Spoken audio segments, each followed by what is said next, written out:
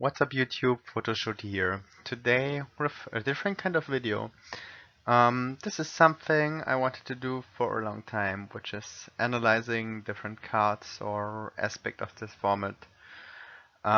This time I want to talk about Dustshoot. This card sparked a lot of arguments in the last couple of weeks, and I want to look at both sides of those arguments which clashed. First, we have the general opinion that Dustshoot should be played in every deck without exception, and of course the other side, which tends to exclude this card entirely. Dustshoot is very interesting in terms of its use when we look at different retro formats, like Goat for example. But before we can say anything about the card in September 2011 and analyze its place in this format, we first have to look at the pros and cons of this card. The pros are, as you can see, that it's great with early game pressure, so it's great when your deck can win fast. You deny your opponent of key cards like any kind of searcher, like Earth for agents. You get the information about your opponent's hand, and it deals with hand traps, like Maxi when you go for any synchro plays in the Tango Plant deck. So, what does that exactly mean? Dustshoot is a great card when it's followed up by a swing or a lot of pressure in general. This means that we have to take advantage of denying your opponent of any kind of starter card, or even a threatening boss monster like Blackluster Soldier, for example.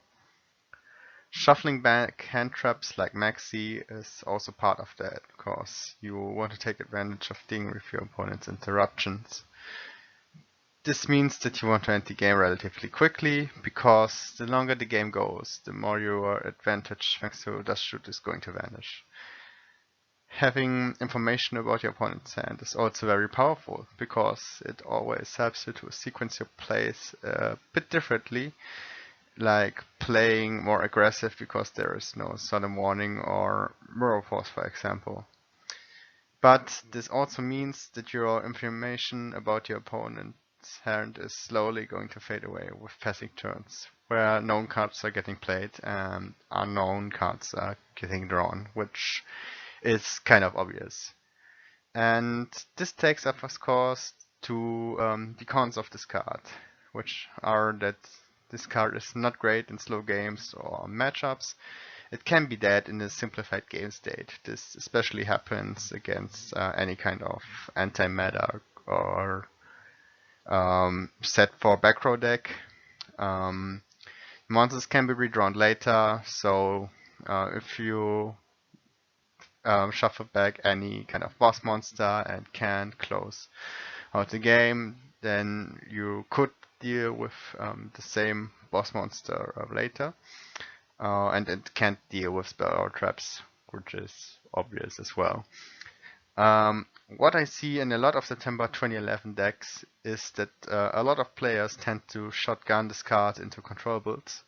The major problem is something I already discussed. Decks like TG Stun or Gravekeeper are decks that can't win their games fast enough.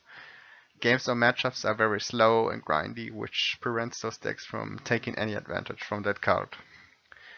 It also takes me to my next point, that Dustshoot is not that great in those control matchups, since those are capable of emptying their hands very quick by setting a lot of back row, and are not that phased by losing one monster anyway. People are also going to draw into the monster Dustshoot shuffle back sooner or later, when the game is going for a couple of turns, which you want to prevent them from doing. And unlike the spell counterparts, Dustshoot is also not able to deal with any spell and traps like Heavy Storm, which would be the main threat for a back row heavy deck. Besides the pros and cons, we also have to take a look at other aspects for analysis. First, we got a point which is not very objective, but very important for the history of this card, because this was the main reason why this card was banned by Konami. September 2011 is the last format where this card is legal, and Dustshoot creates a lot of frustrating game states, which are not enjoyable from a casual point of view. It's a very strong card when you open it, but tends to be dead in a simplified or later game state. This should not be a main reason to ban a card, of course, only because it's frustrating, but they did that anyway. I'm going to put the link with that article in the video's description for reference, because they did an article with the March 2012 banned list where they stated why they banned certain cards. And the trap does shoot argument is there as well, so it's an interesting read, to say at least.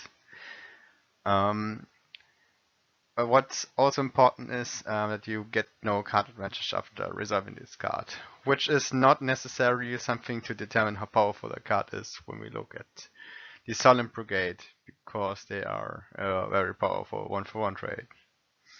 But it also means that this 1-for-1 trade has to impact the game as well.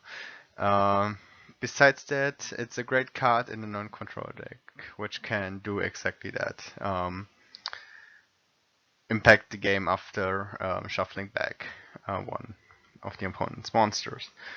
The last point I want to make is people playing the card as a single copy trap, because some advantage also gets lost while playing this card only as a single back row. This is the reason why this card is so powerful in plans, because not only can you take advantage by denying your opponent of the maxi, which would have prevented you from going into your synchro plays, but it also helps you to play with your back row more optimal, since you know which threats you have to answer with the solemn warning. When you look at the agent matchup, for example, where you have to deal with multiple plays, having additional back row is even more important.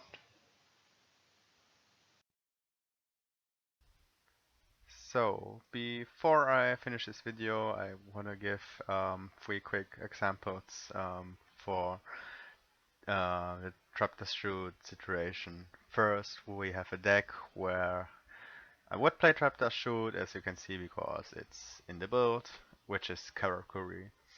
This deck can play some control games, but it also has a lot of big pushes with the Karakuri synchros like Buraido or Bure.